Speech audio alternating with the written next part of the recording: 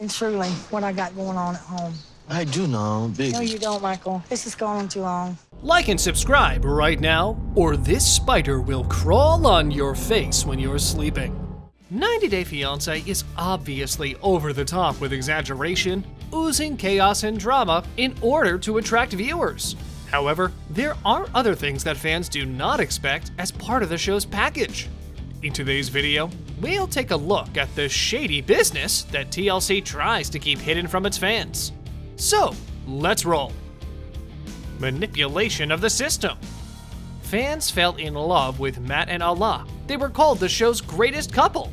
However, the truth is quite the opposite. The couple had met through an internet dating service years before. It's good to see you, dude. We did it? And when they got married, we were under the impression that we were witnessing true love. However, when Allah told Matt's friends that she wasn't yet in love with him, that would be a red flag to immigration officials. Also, that she was exploiting their marriage to obtain a green card. Several couples on the show have stated that they do not have romantic feelings for their partners, which should raise an eyebrow among any immigration officer. However, they marry in order to obtain a visa. Gold diggers. From the beginning, Chantel and Pedro's relationship was filled with drama, as her parents, Karen and Thomas Everett, were skeptical of the Dominican Republic man's intentions with their daughter, about which they were correct. I'd like to get to the bottom of this. I would like to know what Nicole's motives are to take advantage of our daughter. The frequent conflict and manipulation between them and their families created a lot of red flags, and Pedro openly admitted that he married Chantel to send money to his family, which is considered a marital fraud. Pedro isn't the only one who marries for money, and several cast members, like Anfisa, crave the glossy things that money can buy and join a relationship with someone who can fulfill their desires. On the show, some partners even stole money from one another.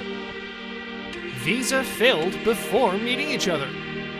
Nicole and Azan met online, but their relationship was not only dramatic, but also shady. I don't want my daughter to grow up and think that's okay to be talked to that way, you know. It's usually against the law to apply for a K-1 visa before meeting your partner. You can only file it after you've met, gotten to know each other, and decided that you actually wanted to marry your partner. Given Azan's amazement at what Nicole looked like, the show makes it appear as if they filed their paperwork before the meeting. It was clear that they didn't know each other at all when we noticed his anger upon seeing his new girlfriend, and he stated that he was only 55% attracted to her. Last time I was here, he would tell me to shut up or say something mean and rude. Really odd match. The true twist of 90 Day Fiancé is that it is a show about unusual couples who don't seem to belong together because of immigration goals. Instead of people that are interested in one another, they have couples from various religions, cultures, and expectations who react to these contrasts on camera. Knowing that fans watch the show because of the cliched plots, the show's popularity hasn't died down. It'll most likely continue to be produced for a while, at least until TLC comes up with a new angle. Shady backstories. Many of the couples on the show prove that they had never met before acquiring their K-1 visas, leading the rest of us to question why they were doing it in the first place. Mohammed and Danielle, for example, were such a loveless pair that Mohammed refused to kiss her after they got married. I just got off the phone with my boss, and she said that we are not to return to work. There were so many lies between this couple that it was difficult to keep track of them all. But Danielle's criminal history was one big element of her life that Mohammed was unaware of, and that needed to be revealed during their consulate interview, which was quite a revelation, and after the fact, everything went downhill. Given how dishonest they were to each other and all of Mohammed's shenanigans, it's possible they were both simply well-schooled in lying.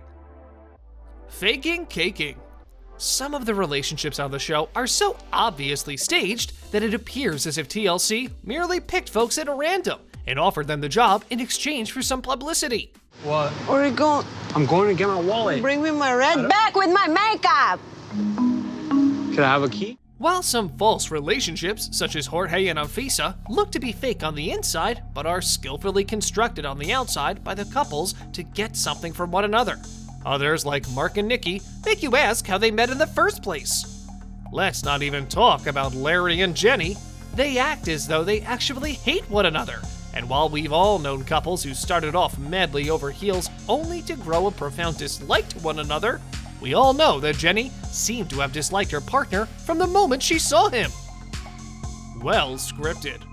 I like to get massages. I like Thai massage. So is that something that you would be cool to, volunteer to give me a massage or something by the pool? Or Remember when Chris requested a Thai massage from Annie? It was all pre-planned. Invited David and Annie to come live with us. Let's be clear, this was not my idea at all. And I tend to get excited and do things without consulting. It was so horrible that they had to do multiple takes to get the nervous Chris to ask it without seeming strange, which we don't blame the guy for given how creepy it sounds. One of the most recent cases is Jay Smith and Ashley Marston. Can you stop the game?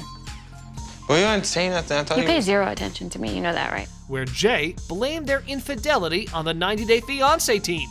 He stated that he became entangled in the scandal as a result of production interference. Controlling the cast.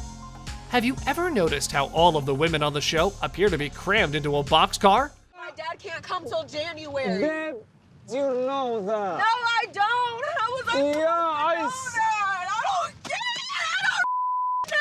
It appears that the women are expected to do this.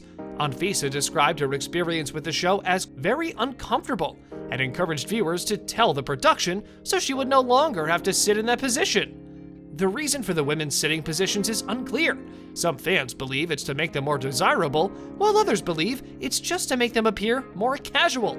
However, it appears to be so out of place that we agree with Anfisa on this one. Unbearably repetitive. She just came to me to try to find me. She wanted to hit me. It's sometimes pretty uninteresting for a show that's so intense, with surprise reveals spread throughout each series. Each couple's problems are repeated until we are sick of them, or we will see the same family fights episode after episode. Shows with a true setup, such as How to Get Away with Murder, you don't need to repeat themselves to fill the minutes before the major reveal. Of course, they're also entirely scripted and don't rely on haphazard couples, so perhaps we should cut the show some mercy during those scenes. Behind my back, she was just trash talking me, while I never said anything bad about her. People wasting each other's time. Remember Miriam and Patrick, who never got over the whole I already have a boyfriend stage? Oh my gosh. What? Who is? This could be me, you and boyfriend. This is my boyfriend! There had been a lot of speculation about what kind of information Miriam was hiding, and it turned out to be nothing more than the fact that she already had a boyfriend and was wasting Patrick's and our time. This is simply poor storytelling, because the show's producers should have properly checked each cast member to ensure that they were invested in their relationships, or at the very least, the show. Breakups on the rolling camera. I am going to guarantee I will get your ass deported because you're a user. Aren't you thankful that none of your breakups have been shown on television? Every time Jorge and Anfisa broke up on camera, it led us to wonder if they broke up a lot more often than we saw, or if all these breakups were staged for dramatic effect. With Jorge's deception and Anfisa's strange expectations and attitude, we think the two had enough drama to put on television without breaking up all the time. But perhaps the production felt they needed a little more. What?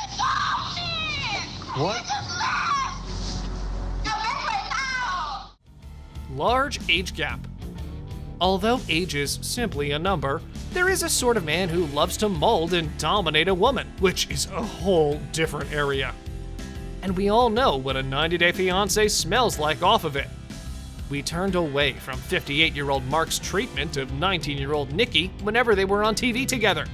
That isn't to suggest that there aren't big age gaps in partnerships in which an older woman tries to exercise control over her younger partner. There are, and Danielle is one of them. You're talking, it sounds like it. So where is he getting sex from? Wasn't from me. Early breakups. Conditional green cards are only valid for 2 years after marriage. which means that if the relationship ends before the 2 years are up, they may not be eligible for full citizenship. In order to be approved for permanent status, an official normally reviews the marriage at the conclusion of the 2-year period to ensure that it is still in good legal standing. The problem is that if the marriage fails the test, the couple is frequently my relation with Curry be normal relationship. I'm not waiting for something special from him. forced to flee the country owing to fraud. Many couples have failed to achieve this 2-year requirement, like Mohammed, who left Danielle and built a fan base after moving to another state. Louise Mendez and Molly Hopkins also got divorced after only a few months of marriage. You're not calling the cops, dude. Stop it. I signed on to have a partner, a husband. But that's not how it was. The only person mad is you. Thank you very much for watching the video. Do like and share it with your friends. Subscribe to the channel and hit the bell icon to not miss any of the upcoming amazing videos. Thank you once again.